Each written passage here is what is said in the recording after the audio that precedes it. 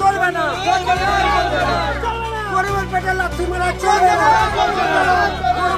এখানে আমাদের 10-15টা লোক আসে আমাদের রেশনের জন্য, গরিব লোক শাক পাত কিনে নিয়ে যায়।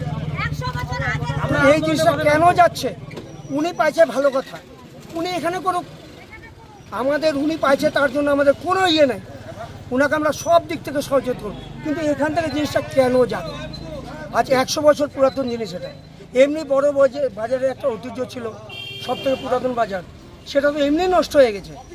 এটাও যদি চলে যায় তাহলে আমরা কি করব? আজকে ফুড অফিসারকে আসতে হবে, উনি নো হ্যান্ড ওভার নিতে, নো কাগজ নিয়ে চলে আসলেন হ্যান্ড ওভার নিতে। অফিস থেকে লাগবে তো আমাদের, ফুড অফিস থেকে চাই। আপনি ও কাজ পেয়েছে, খুব ভালো কথা, উনাকে আমরা সাধুবাদ জানাই, উনি কাজ পেয়েছে। কিন্তু আমাদের 100 বছর পুরাতন, আমরা এই জিনিসটা নিয়ে যেতে আমরা সবাই বড়বাজার ব্যবসায়িকরা প্লাস আমাদের যত পাড়ার লোকজন আছে, খরিদ্দার আছে, আমরা এইটুকু আমরা অনুরোধ করবো জিনিসটা না যাক। রেশন দোকান অন্যত্র সরিয়ে নেওয়া যাবে না, এই দাবিতে বিক্ষোভে ফেটে পড়লেন স্থানীয় গ্রাহকেরা। ঘটনায় এলাকায় ব্যাপক চাঞ্চল্য ছড়িয়েছে। বুধবার বেলা 2টো নাগাদ ঘটনাটি ঘটেছে গঙ্গারামপুর শহরের 7 নম্বর ওয়ার্ডের বড়বাজারে। জানা গিয়েছে গঙ্গারামপুর শহরের বড়বাজারে রয়েছে দীর্ঘদিনের একটি রেশন দোকান। একসময় এই রেশন দোকানটি ছিল গিরীন্দ্রনাথ রায়ের। তিনি রেশন দোকান ছেড়ে দিলে অতিরিক্ত দায়িত্ব দেওয়া হয় কমলেশ ফৌজদারকে। প্রায় 2007 সাল থেকে কমলেশ বাবু গ্রাহকদের পরিষেবা দিয়ে আসছেন। হঠাৎ 2022 সালে খাদ্য সরবরাহ দফতর নতুন করে ডিলারশিপ দেবার জন্য বিজ্ঞপ্তি জারি করে। তাতে রেশন দোকানটি পেতে অনেকে আবেদন করলে সায়ন সূত্রধর লাইসেন্স পান বলে দাবি, কিন্তু দোকানটি তিনি বড়বাজার থেকে সরিয়ে অন্যত্র নিয়ে যেতে চান। আর এই বিষয়টি জানাজানি হতেই ক্ষোভে বড়বাজার, সাহাপাড়া, ডাকবাংলো পাড়া সহ আশপাশ এলাকার গ্রাহকরা। তাদের দাবি, বড়বাজারের রেশন দোকানটি বহুদিনের পুরনো, বড়বাজার থেকে অন্যত্র সরিয়ে নেওয়া যাবে না। তাদের দাবি, বর্তমানে যেখানে রেশন দোকানটি রয়েছে সেখান থেকেই তাদেরকে রেশন বিলি করতে হবে। যদি রেশন দোকান অন্য জায়গায় চলে যায় তাহলে তারা বৃহত্তর আন্দোলনে নামবেন বলে জানিয়েছেন। বিষয়টা হচ্ছে 10 নম্বর এমআর ডিলার, মৌজা, ইন্দ্রনারায়ণপুর, 7 নম্বর ওয়ার্ড, জেএল নম্বর 85। এটা দীর্ঘদিন ধরে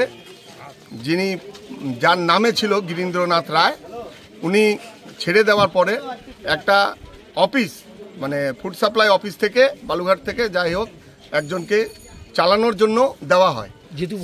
হ্যাঁ, কমলেশ ফৌজদার নামে একজনকে চালানোর জন্য দেওয়া হয়, যতদিন পার্মানেন্টলি কাউকে বসানো হচ্ছে না। সিস্টেম হচ্ছে 1 বছর, হার্ডলি 2 বছরের ভিতরে নতুন ভ্যাকান্সি অফিসকে এখানে করে দিতে হয়, ঠিক আছে? সেটা না করে দীর্ঘদিন মাননীয় কমলেশ ফৌজদার চালিয়েছেন। তারপরে প্রথম যখন এটার হয়, সেটা হচ্ছে 2014 সাল। 2014 সালে প্রথম ভ্যাকান্সি বাড়ায়, তাতে অনেকেই কম্পিটিটর ছিল, আমি নিজেও কম্পিটিটর ছিলাম। হ্যাঁ, সেটা কোনো কারণে আবার ক্যান্সেল হয়ে যায়। 2020 সালে নতুন করে হয়, ওটাতেও আর কিছু হলো না। হ্যাঁ, ওটা ক্যান্সেল হয়ে যায়। হঠাৎ করে 2022 সালে আমরা জানতে পারি যে অ্যাডভার্টাইজমেন্ট হয়ে গেছে, অথচ অ্যাডভার্টাইজমেন্টের কোথাও অফিস দেখাতে পারবে না যে অমুক জায়গায় অফিস হয়েছে। অনৈতিকভাবে, মানে পিছনের রাস্তা দিয়ে একজনকে অফিস পাইয়ে দেওয়ার চেষ্টা করে, ঠিক আছে? পাইতেই পারে, সে পাইতেই পারে, কিন্তু কথা হচ্ছে এই 10 নম্বর এমআর ডিলারটা হচ্ছে 7 নম্বর ওয়ার্ডে, ইন্দ্রনারায়ণপুর মৌজা, জেএল নম্বর 85। যে টেন্ডারটা এখন হয়েছে, হ্যাঁ, যেটা হয়েছে এখন, যে ডিলারটা এখন নতুন করে হয়েছে, যে এখান থেকে ট্রান্সফার হয়ে যাবে, সেটা হচ্ছে রাজীবপুর মৌজা হচ্ছে 84, ঠিক আছে? আমাদের বক্তব্য একটাই, সায়েন্স সূত্রধর পেয়েছে, যে কেউ অফিসিয়াল করে যদি পেয়ে থাকে, সে কিভাবে পেয়েছে সেটা তার ব্যাপার, কিন্তু আমাদের বক্তব্য হচ্ছে 84-তে আপনারা ভ্যাকান্সি দিয়েছেন, সেটা 84-তেই থাকবে। 85-র ভ্যাকান্সি 85-তে থাকবে। দরকার হলে 85-র জন্য যে কমলেশ ফৌজদার চালাচ্ছে অ্যাডহক করে, সেটাকে আবার বাতিল করে নতুন করে 85-তেই টেন্ডার করতে হবে। আমি 2022 সালে রেশন দোকানটা অ্যাপ্লাই করেছিলাম, করার পরে আমার প্রসিডিং চলছিল। তারপরে একটা কেস হয়েছিল হাইকোর্টে, সেই কেসটা জিতে আমি অফিস থেকে লাইসেন্স দিয়েছে আমাকে। কি বিষয়ে কেস হয়েছিল? আমাকে মানে অফিসিয়াল লাইসেন্সটার ব্যাপারে কেস হয়েছিল, ভ্যাকান্সি রিলেটেড কেস হয়েছিল। সেই কেসটা জিতে আমি তারপরে অফিসিয়াল পোস্টকে লাইসেন্স পেয়েছি, এবং ওখানে যে কমলেশ চন্দ্রবাবু আছেন ওনার দোকানে একটা ট্যাগ হয়ে আছে বহুত দিন 2007 সালে গিরিশচন্দ্র রায় উনি মারা গেছেন। ওনার দোকানটা ওনার নামে ট্যাগ কমলচন্দ্রবাবুর নামে ট্যাগ হয়েছিল। ট্যাগ হওয়ার পর তারপর এতদিন ওনার কাছেই ছিল, তো এখন দোকানটা আমার নামে হয়েছে। তো আমি ওনার কাছে যে বকেয়া মালটা ছিল, যেটুকু মাল বিলি করেছেন, ওটা বাদে বাকি যে মালটা সেটা গভর্নমেন্টের অর্ডার পেয়ে গভর্নমেন্ট থেকে আমাকে চিঠি করেছে মালটা বুঝে নেওয়ার জন্য। আমি সেটা বুঝে নিতে গিয়েছিলাম, কিন্তু ওখান থেকে লোকাল লোকজন বিক্ষোভ করে যে এই দোকান মালগুলো নিয়ে যেতে দেবো না। আমি জানি না কেন বা কী কারণ তাদের এইসব করার। মালগুলো নিয়ে কোথায় যেতে তুমি? মালগুলো আমার যে সরকার যে গোডাউনের বেসিসে আমাকে দোকানটা দিয়েছে, আমার দিয়েছে গঙ্গারামপুর পুলিশ স্টেশনের পাশে আমার গোডাউন আছে, ওই গোডাউনে আমাকে দিয়েছে।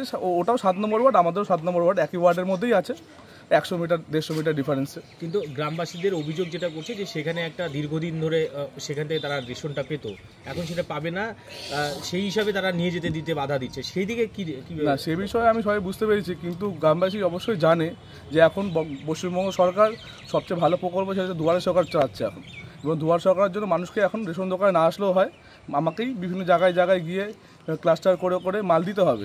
এবং যেখানকার মানুষ বলছে এই দোকানটাতে শুধু যে বড় বাজারের মানুষজন আছে এমন নয়, এই জায়গাটাতে কালদিঘি, নয়াবাজার, বেলবাড়ি, এই বিভিন্ন জায়গার মানুষ আছে। সেক্ষেত্রে হিসাব করে সব জায়গায় একটা করে দোকান করতে হয়, সেটা তো সম্ভব নয়। কতজন গ্রাহক আছে বর্তমানে?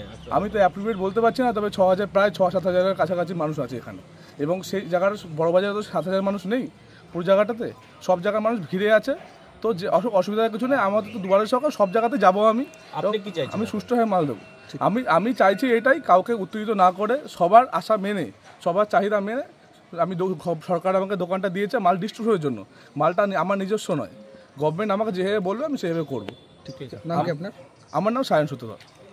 ব্যুরো রিপোর্ট, উত্তর বাংলা সংবাদ।